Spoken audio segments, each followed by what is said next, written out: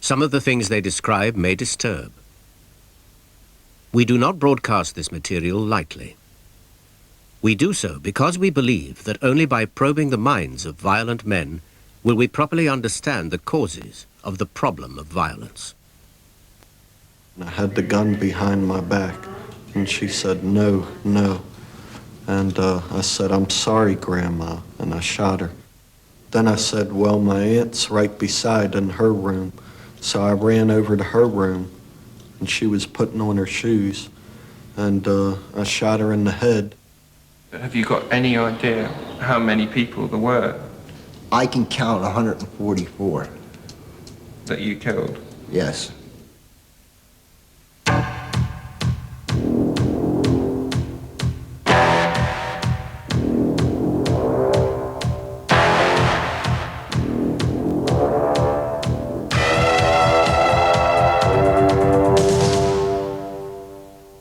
In August 1987, a small English town witnessed an extreme kind of violence rarely seen in Britain.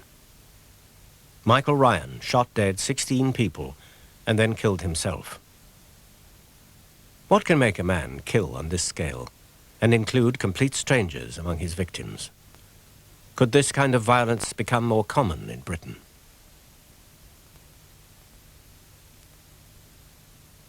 To try to see what lies behind mass murder, we went to a country where this kind of violence is now no longer unusual, the USA. On the 1st of August 1966, Charles Whitman shot dead 12 people and wounded 34 from the top of a tower in Austin, Texas. Since then, this kind of attack has become increasingly common. In 1984, in the worst attack yet, James A. Huberty walked into a McDonald's restaurant in California and killed 21 people and wounded 19. Eventually, he was shot dead by the police. What is the motivation for attacks like this and another form of mass murder, serial killing, where a murderer kills one victim at a time over a long period? Psychologist Oliver James talked to mass murderers to find out. First, a man who killed his family in one attack. And I couldn't breathe at all. I couldn't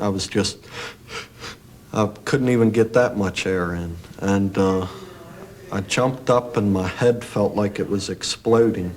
And my eyes, it felt like someone had reached in behind my eyes and was squeezing them. And they were sliding forward. I thought that I was ready to die. And I was slamming on my chest and working my arm. And before it had always helped a little. But now I couldn't breathe at all, and everything was echoing, and so I knew that it was then that I had to do it. And so I said, "Okay, Satan, okay, give me a chance. I'll do it now." Why did Henry kill his family? The basic motivation was probably little different to that of a murderer in this country. In last week's program, which looked at murder, we discovered that killing often occurs when it seems that an extreme choice is presented to the killer between killing or being destroyed, either physically or more often psychologically. Henry's background was unusual. He never knew his father, and his mother was mentally ill. She thought she was Queen Elizabeth. Queen Elizabeth? Yeah. What, the British Queen? Yeah. Queen Elizabeth I or Queen Elizabeth II? The one that's in Britain now. His uncle, who lived in the same house, was similarly ill. He thought that World War II was still going on. And he thought that we were at war with the Japanese. Apart from the difficulties of coping with these kinds of delusions, Henry's life was full of rejection and violence from the whole family, making him disturbed and even prone to hallucinations. Did she cuddle you and put you in bed and look after you? Very rarely. Usually she was kicking me out of bed and yelling at me, and every morning she'd wake me up hitting on me and yelling. I used to sleep in the crib until my brother was there with his meat cleaver. After that, I always slept with my mother. What was he doing with the meat cleaver? He was teasing me. And, How? you know, I thought it was one of my hallucinations. You know, there was a coat rack a bunch of coats hanging on a rack at the foot of my crib. And I was looking at them and they parted. And he sort of had a hat on and a meat cleaver, and he was smiling and the light was hitting his face. My uncle, you know, he'd throw me on the floor and pour soap powder in my eyes. Henry was removed from his family and taken into care. But that produced no improvement. And on my first day, a guy punched me in the eye and blackened my eye. Then another kid tried to bury me in the sandbox. And I got in a fight with another kid, and the people that ran the place put us in this room and locked the doors and had us fight it out.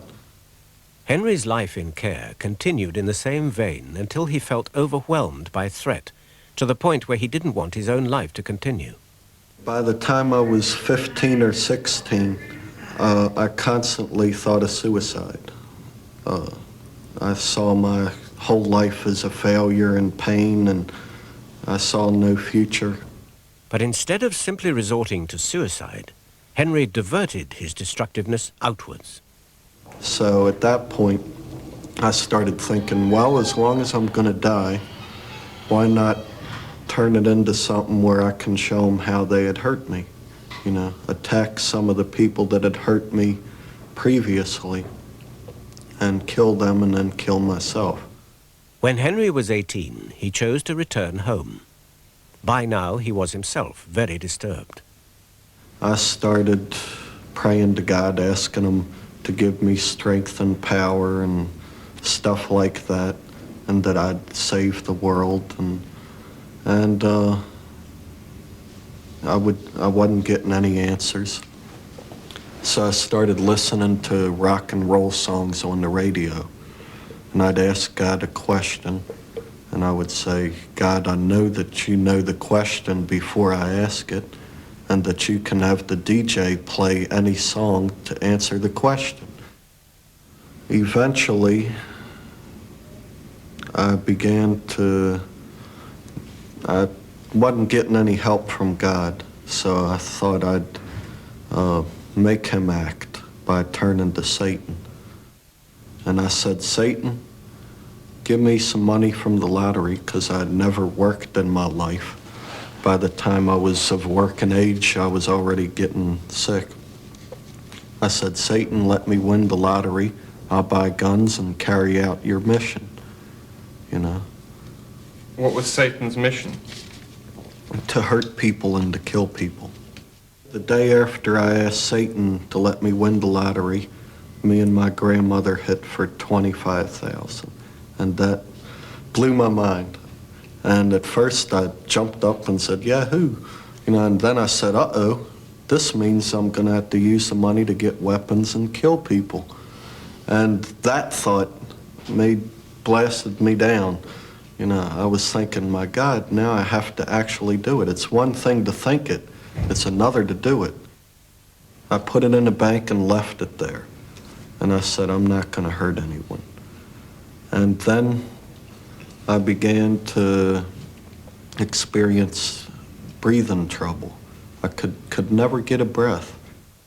I began to think that Satan was showing me that he could just kill me like that, as easy as that, just make me stop breathing or make my heart stop or, you know, whatever.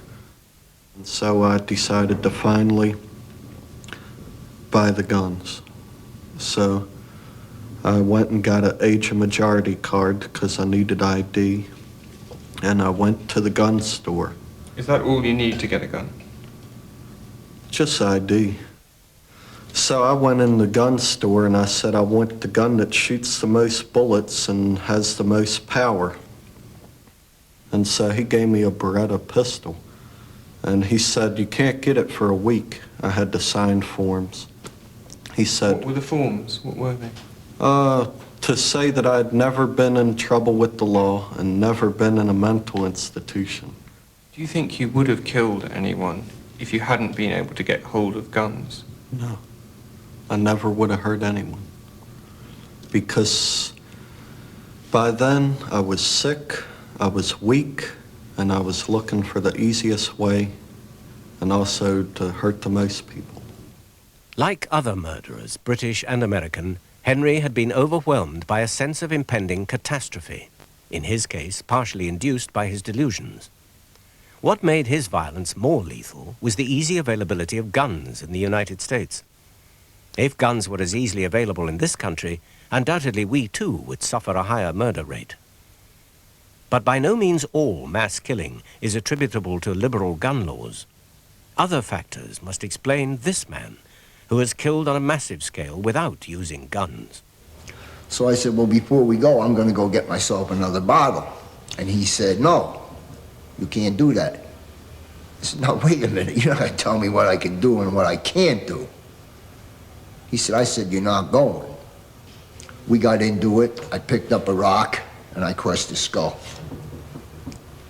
Did you mean to kill him? Yeah. Yeah, because I thought he was against me.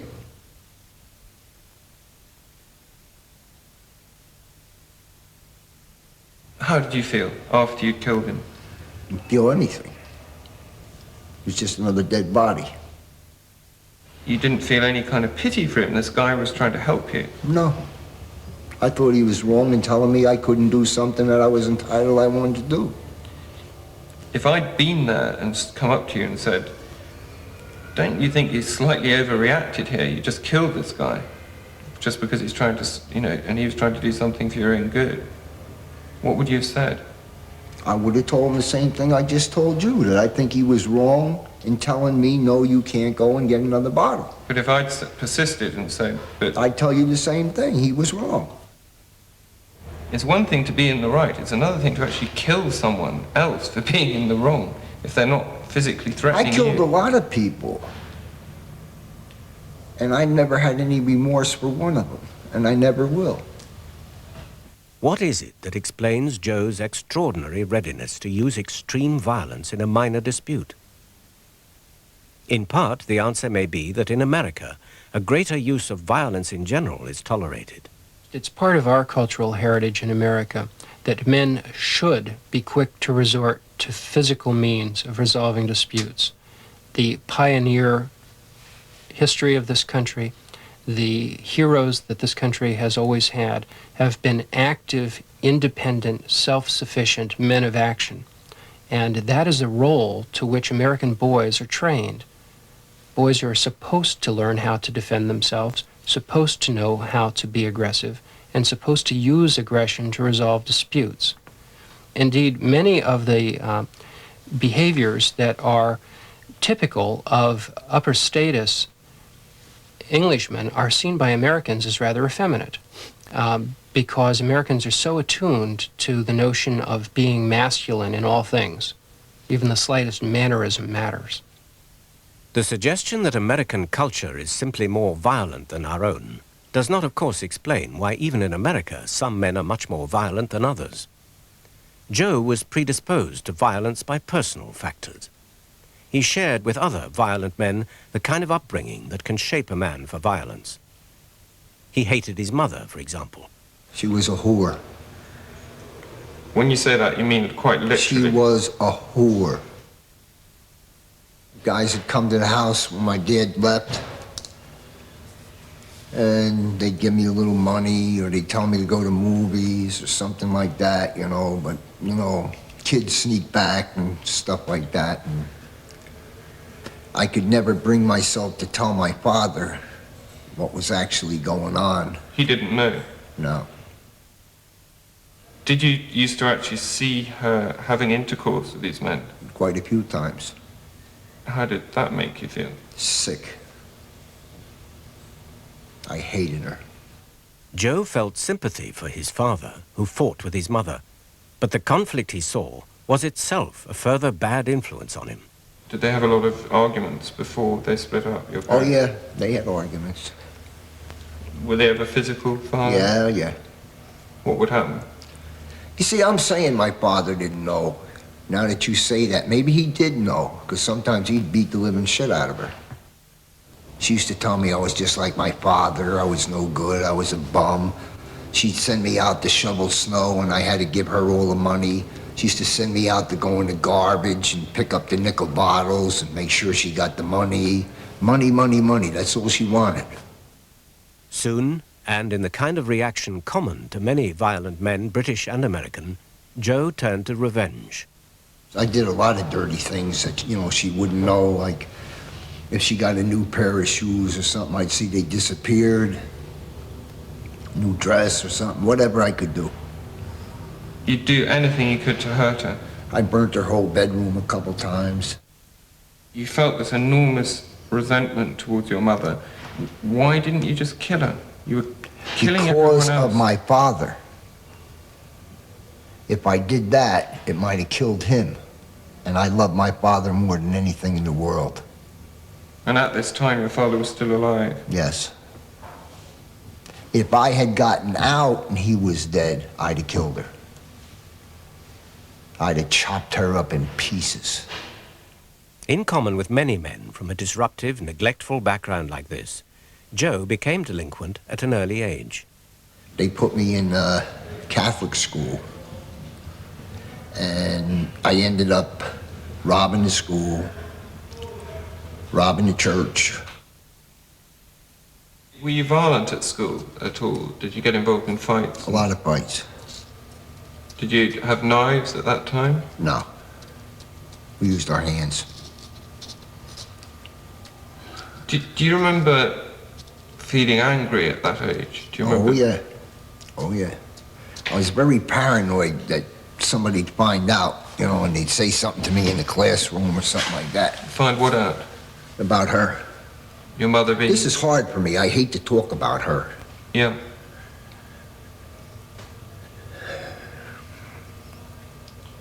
You were worried that your friends would Find out. And they'd humiliate you if they... That's what you were worried about. Yes, sir. Many men in Britain must also feel anger, formed by experiences similar to Joe's. But in Britain, mass murder of the kind that Joe carried out is very rare. And in Joe's case, even a culture which encourages the use of violence, combined with the kind of background common to many violent men, would be unlikely to explain his extraordinary violence. Something else must account for Joe. It may be that another striking difference between British and American society is a contributory factor. There is a huge gap between the extremes of wealth and poverty in the United States. Though that by itself should not cause violence, the attitudes that accompany that gap may have that effect. American culture places tremendous emphasis on winning. It's part of the success ethic. It's part of the competitive spirit of American society, which I think is in part responsible for productivity and great achievement. It may also be responsible for serial killing. You know, we're talking about losers in one way or another, people who haven't made it in a socially acceptable way. They instead turn to illegitimate ways of feeling successful. Too often that means taking the lives of other people in order to achieve a feeling of superiority, dominance, control. And that's what you find as a common element in serial killing in the United States. Often you don't find that in England. Violence is an extreme way of attempting to gain control and power. In a society like America, where success, having power and control, is paramount, the level of violence may accordingly be higher. The man responsible for the assassination of Robert Kennedy in 1968 made just that point after the attack.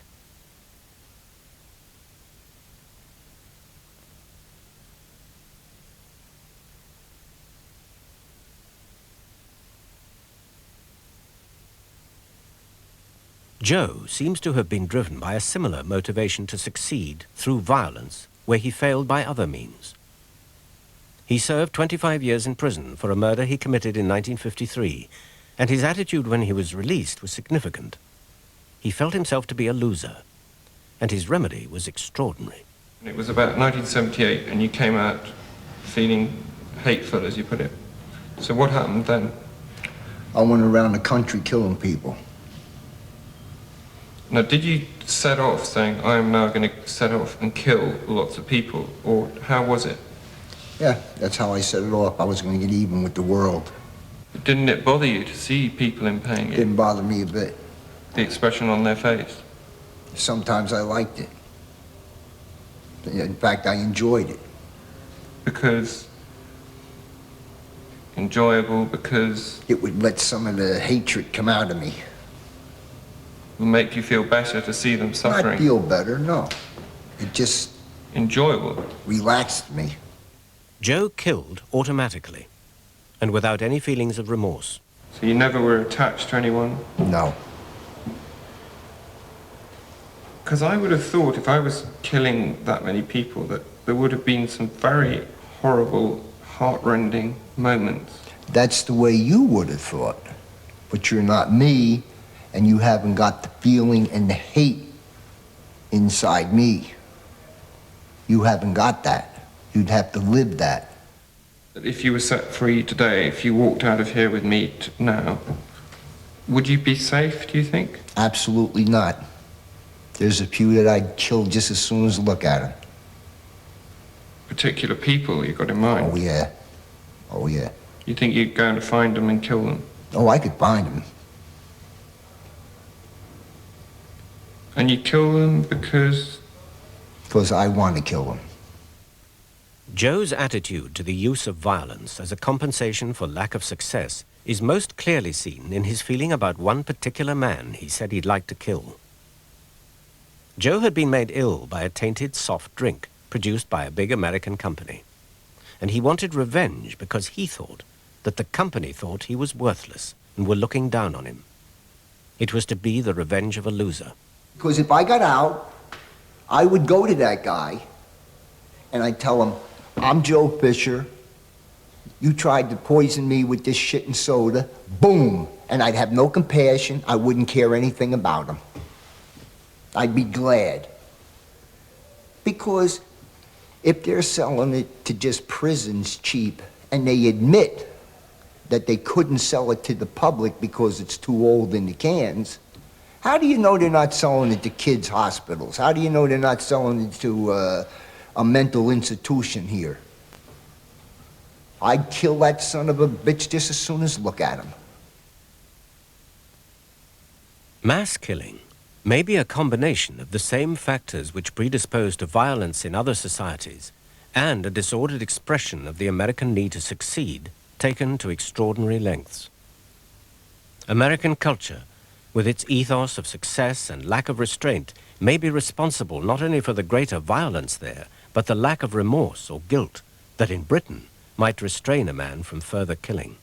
When I first started to study homicide many years ago, I became interested in the fact that a very, very small proportion of the homicide offenders I studied committed suicide. It was something like 3%. This is in America. In America, committed suicide, either before being arrested by the police or while in a county jail awaiting trial and so forth. Whereas at the same time, in England, nearly 1/3 of the persons who committed homicide also committed suicide. Now, what does that suggest That to you? sense, there's a sense of guilt associated with engaging in behavior that is so alien to the general culture around you, that is much more felt in Western Europe, and particularly, I think, in the UK, than the United States. If British culture does not and continues not to place the same emphasis on winning and individual success as American culture, it may be that events like those at Hungerford will remain unusual in Britain. However, Britain may be changing. Attitudes to success, winning and losing, and how winners are rewarded may be in the process of being recast. If British culture were to become more similar to American culture, then more of the ugly violence that disfigures American society might become a feature of our society too.